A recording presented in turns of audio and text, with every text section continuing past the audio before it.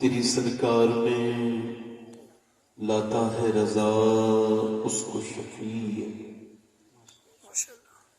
تیری سرکار میں لاتا ہے رضا اس کو شفیع، جو میرا غوث ہے اور لاڈلا بیٹا تیرا۔ سبحان اللہ۔ آئیے محبت کے ساتھ بارگاہ رسالت میں درود پاک کا نذرانہ عقیدت پیش کریں۔ پڑھی اللہ صلی اللہ علیہ وسلم۔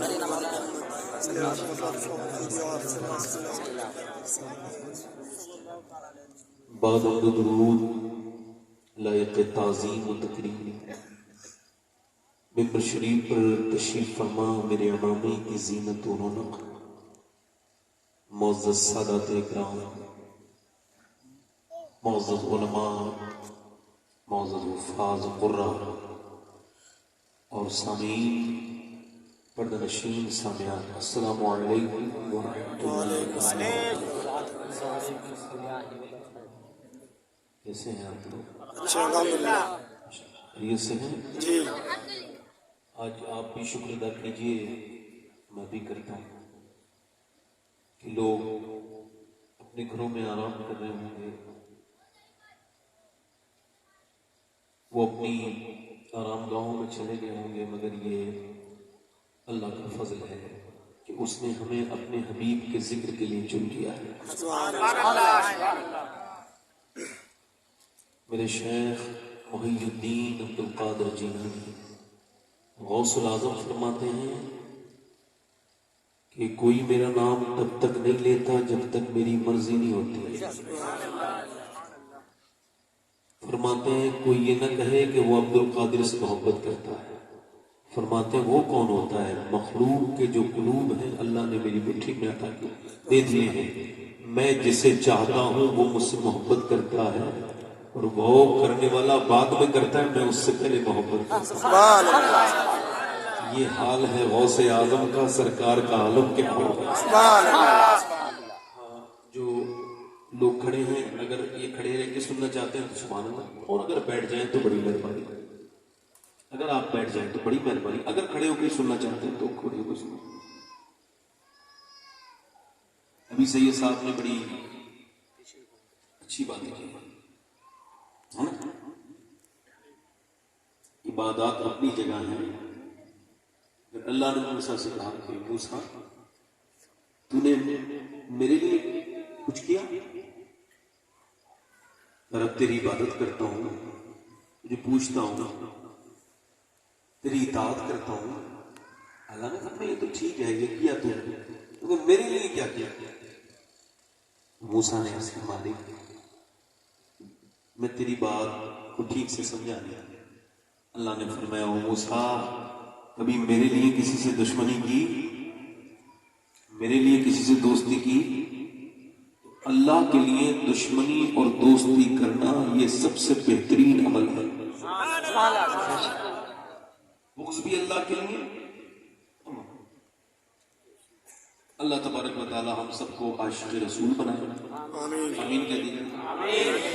ماشاءاللہ یہ ہمارے اچہار کے لوگ تشریف لائے ہیں، ان کا آنا مبارک ہو۔ بڑے اچھے لوگ ہیں آپ، اور اچھا سن رہے تھے نور بھائی کو، ہمارے نور علی کانپوری کو۔ میں تو آپ سب کا خادم ہوں، میرے بارے میں جو آپ نے باتیں سنی ہیں میں یہ ہوں وہ ہوں، اصل تو مجھے یہی نہیں پتا کہ میں جنتی ہوں یا جہنمی ہوں، مجھ کو کوئی فرق نہیں پڑتا دونوں باتوں سے۔ کوئی میری تعریف کرتا ہے تو مجھے خوشی نہیں ہوتی، میں اس درجے پہ پہنچ گیا، اور کوئی میری برائی کرتا ہے، مخالفت کرتا ہے، تو مجھے اس سے بھی کوئی تکلیف اتنی نہیں ہوتی جتنا اور لوگوں کو ہوتی تو تو کوئی بے وجہ پریشان کر جاتا ہے۔ ایک بزرگ کو کسی نے گالی دی، گالی گندی تھی، ایسے گالی تو ہوتی گندی مگر وہ زیادہ گندی گالی تھی۔ امام غزالی کہتے ہیں اس بزرگ نے ان کی طرف دیکھا اور کہا بھائی مجھے پل صراط کے اوپر سے گزرنا ہے اور اس کو پار کر کے جنت میں جانا ہے، اگر میں چلا گیا تو تیری گالی سے کوئی فرق مجھ پہ ہے؟ بولو تو صحیح طرح، کوئی فرق مجھ پہ نہیں پڑے گا، اور اگر میں اس میں گر گیا نا، اللہ نہ کرے اگر اس میں گر گیا تو پھر میں اور بھی گالیوں کا مستحق ہوں. آپ کو کوئی برا ہے اس کا جواب نہیں دیجیے. موسیٰ نے اللہ کی بارگاہ میں عرض کیا میرے مالک ان لوگ میرے خلاف بڑی زبانیں چلاتے ہیں, ان سے مجھے محفوظ فرما میرے مالک. اللہ نے فرمایا موسیٰ جو بات میں نے اپنے لیے اختیار نہیں کی تو اس بات کو کیوں چاہتا ہے؟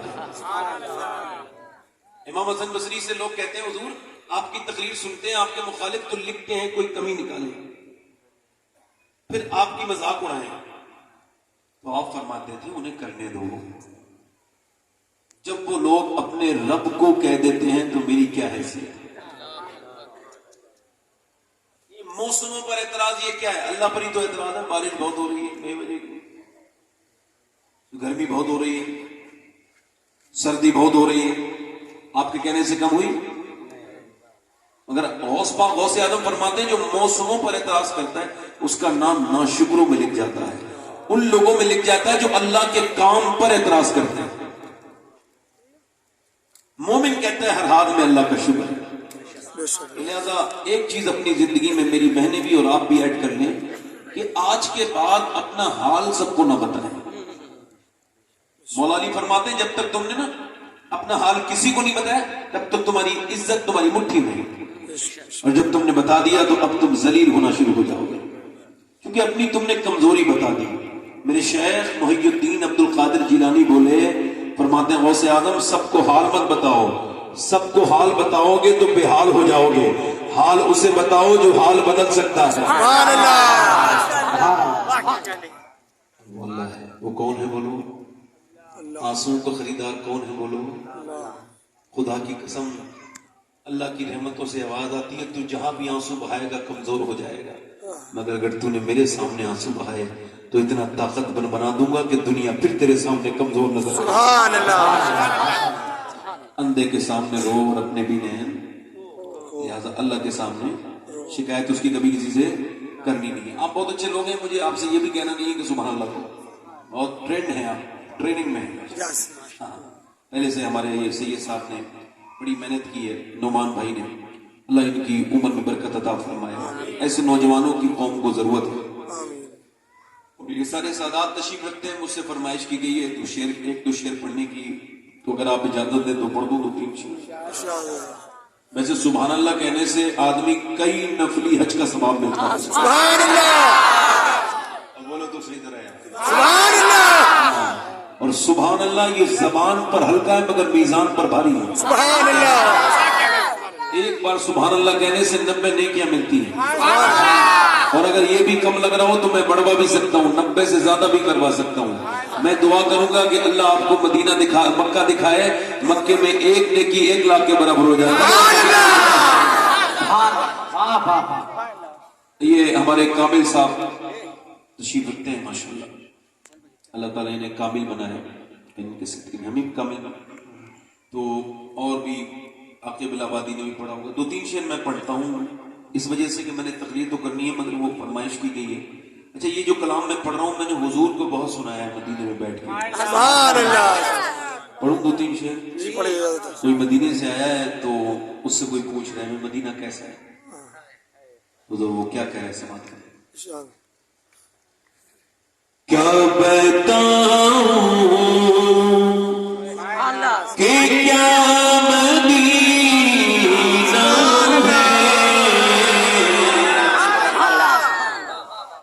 کیا بتاؤں کہ کیا مدینہ ہے, کیا بتاؤں کیا بتاؤں کہ کیا مدینہ ہے, کیا بتاؤں کہ کیا مدینہ ہے. بس میرا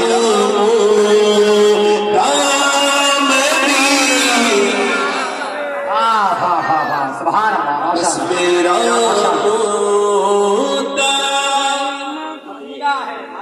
پڑھے میرے ساتھ, بس میرا مدینہ ہے.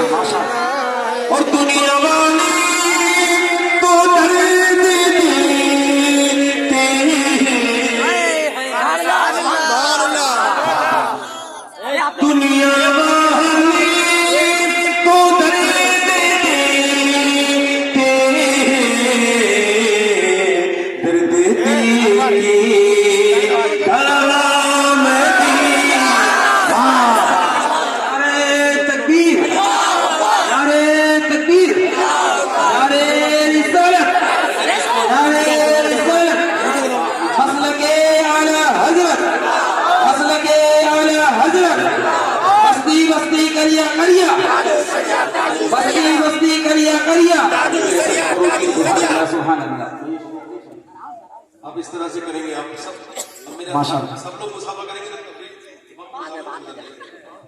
اعلیٰ حضرت حاضر بریلوی نے حضرات جن لوگوں کو پیسے دینے ہیں وہ لا کر دے دیں، اگر اس طرح آپ کریں گے تو نہیں ہو پائے گا۔ تقریر نہیں کر ایک تو پاؤں آپ پیسے ہاتھ میں دے رہے ہیں اور دوسرے دستبوسی کرتے جانا، ابھی پورا وقت ملے گا آپ کو دستبوسی پہ کرنا پڑے گا۔ اس کو جو پیسے دینے ہیں نیچے رکھ جائیں۔ نیچے رکھ دو بھیا۔ پڑھنے نہیں دو گے سید صاحب ایسی جلالی بابا، آپ ذرا سمجھو میری بات کو، ذرا زور سے بولو سبحان اللہ۔ میری طرف دیکھو، آپ دل لگ رہا ہے آپ کا، نہیں لگ رہا ہے؟ لگ رہا ہے تو جس نے مدینہ نہیں دیکھا اس کا لگ رہا ہے، جس نے دیکھا ہوگا اس کا کتنا لگ رہا ہوگا؟ بہت۔ خدا کی قسم دنیا کے ہر شہر کی تعریف کی جا سکتی ہے، مگر جیسے میرے حضور کی کوئی تعریف کر نہیں سکتا ویسے حضور کے شہر کی بھی کوئی تعریف کر نہیں سکتا۔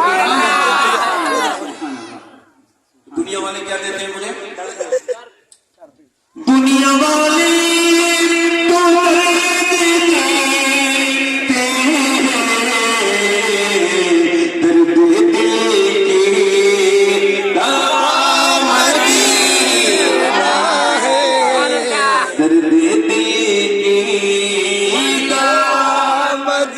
اور اس کی آنکھوں کا نور کو دیکھو۔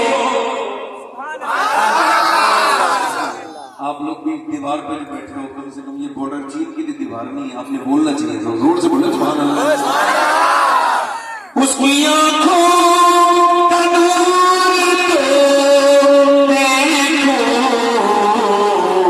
جس کا دیکھا ہوا مدینہ ہے، جس کا دیکھا ہوا مدینہ تو کہہ سکتے نا، جس کا دیکھا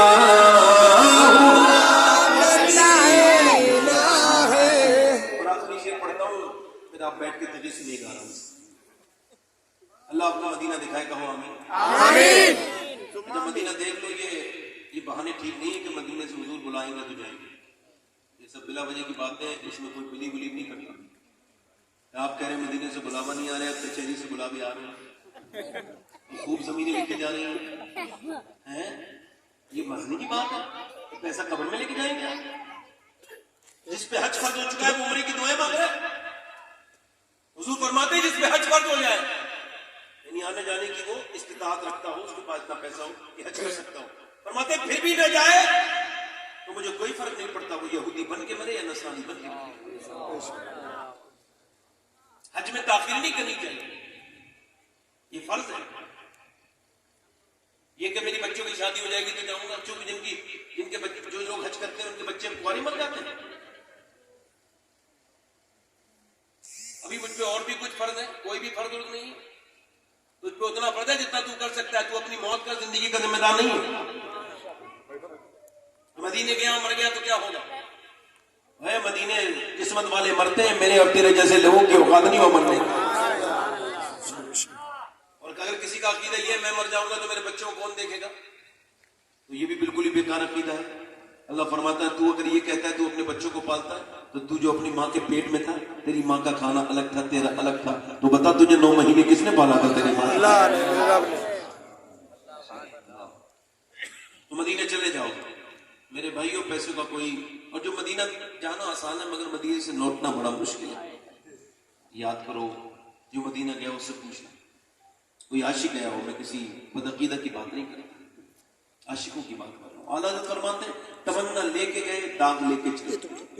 مدینہ وہ ہے کہ بندہ لے کے جاتا ہے تمنا مگر داغ لے کے آتا ہے۔ فرماتے ہیں پھر کے گلی گلی تباہ، ٹھوکریں سب کی کھائے کیوں، دل کو جو عقل دے خدا تیری گلی سے جائے کیوں۔ مدینہ ایسا گلشن ہے کہ ہر گلشن کی زینت مدینہ۔ اٹھ کے جاؤں کہاں مدینے سے،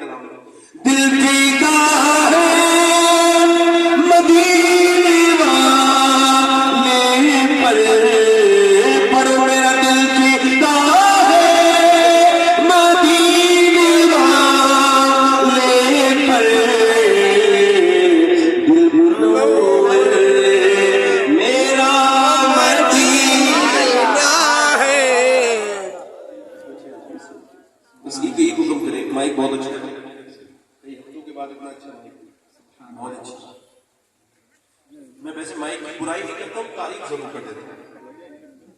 بس اب تو بیٹے اب آپ نے مجھے بہت دے دیا, بیٹھ جا رہا ہوں, اب تقریر کرنے کی ختم کر,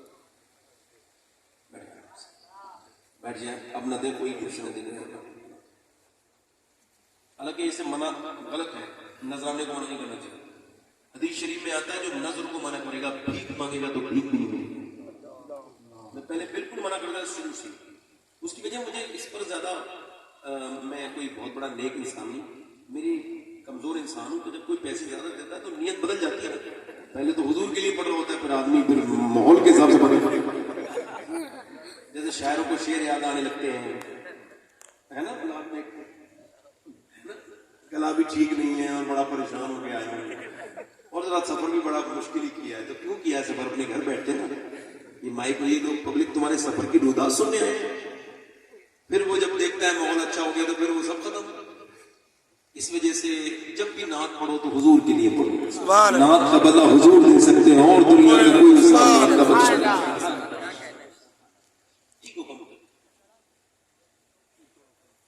دنیا کی کامیاب ترین قوم تھی مسلمان, مگر اس وقت سب سے زیادہ پیچھے ہیں مسلمان.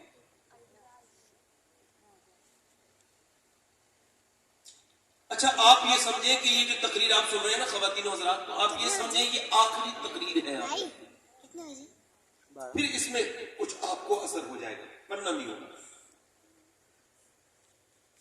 حضور فرماتے ہیں ہر نماز کو آخری سمجھ کے پڑھو.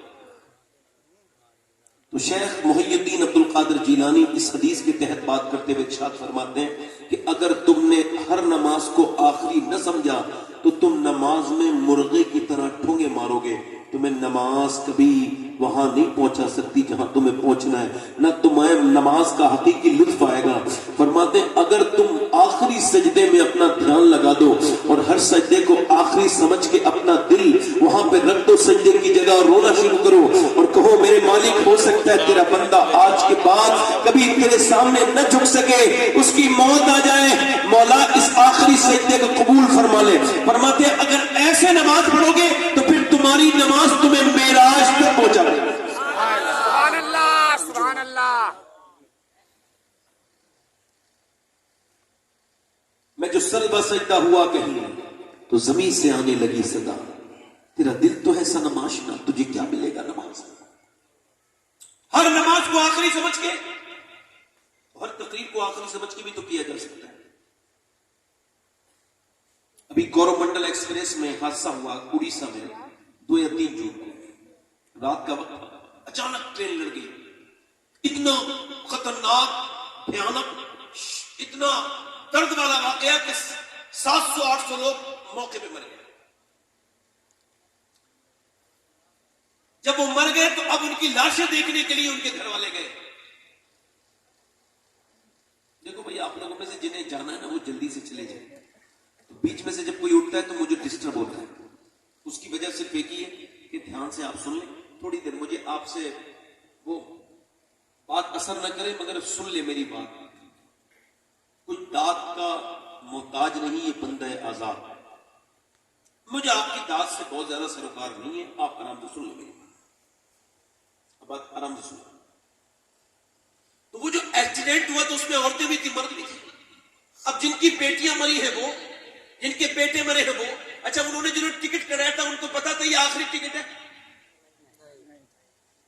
وہ جو نوجوان جنہوں نے اس کے اندر فلمیں دیکھی ہوں گی, ڈرامے دیکھے ہوں گے, اور وہ اپنے پھر موبائل کو بند کر کے اسی حالت میں سو گئے ہوں گے, ان کو خبر تھی کہ یہ آخری لمحہ ہے ان کی موت کا. سوچا ہوگا کسی نے.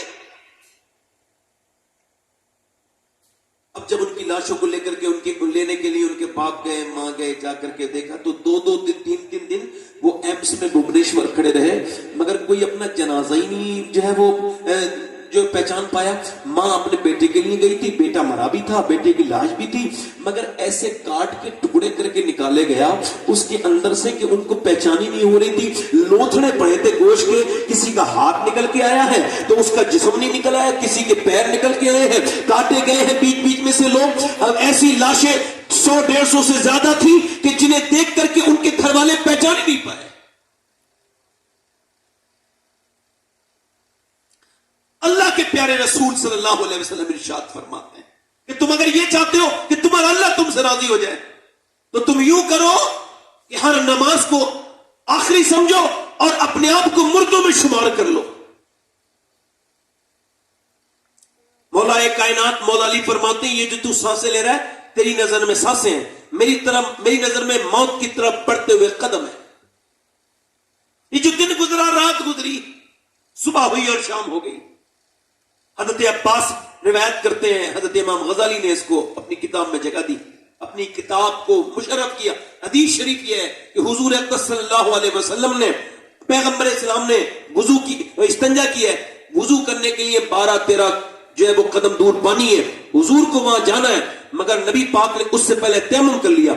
अब तयम्मुम का उसूल यह है कि कुरान में आया कि जब पानी मुयस्सर ना हो तो फिर तयम्मुम कर लो, मिट्टी से अपने आप को वुजू कर लो। अब अल्लाह के रसूल ने जब तयम्मुम किया तो हजरत अब्बास रदियल्लाहु तआला अन्हु ने अर्ज किया, या रसूलल्लाह, मुझे ये हिकमत समझ नहीं आई कि सामने पानी मौजूद है और आपने मेरे आका करीम सल्लल्लाहु अलैहि वसल्लम, आपने ये यहाँ पर आपने ये सरकार दो आलम सल्लल्लाहु अलैहि वसल्लम से अर्ज किया, या रसूलल्लाह, आपने तयम्मुम किया है, ये हिकमत समझ नहीं आई, 12-13 कदम दूर पानी है। हुजूर ने फरमाया, मेरे चचा, मुझे उस पानी तक पहुंचने की उम्मीद नहीं है और मैं अपने रब की बारगाह में बेवजू हाजिर नहीं होना चाहता। और हुजूर ये कह के आपकी आंखों में आंसू आए और फरमाया, मैंने यह तयम्मुम इस वजह से किया है। हुजूर बेवजू हाजिर नहीं होना चाहते, हालांकि मेरे आका को यह भी पता है मैं कब मरूंगा और आप कब मरेंगे, मगर यह सबक है उम्मत के लिए। हर लम्हा, हर घड़ी तौबा होनी चाहिए थी, क्या पता किस वक्त।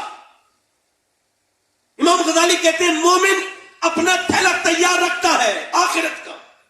जैसे सफर पे कोई कहे चलो लखनऊ चलो, तो आपको ये परेशानी नहीं होनी चाहिए, अब ठीक है चल रहा हूं, मगर ऐसा ना हो कि जब कोई लखनऊ के लिए बुलावा आए सफर पे लिए, वो कहे चले इस लखनऊ जाना है, अब आप कहें ना मेरे पास फला चीज है, ना मेरे पास सवारी है, ना मेरे पास सेहत है, ना मेरे पास ये, मगर वो कहता है आपको जाना ही जाना है। अब आप कह रहे हैं मेरे पास ये सब कुछ है नहीं, मगर वो छोड़ेगा नहीं।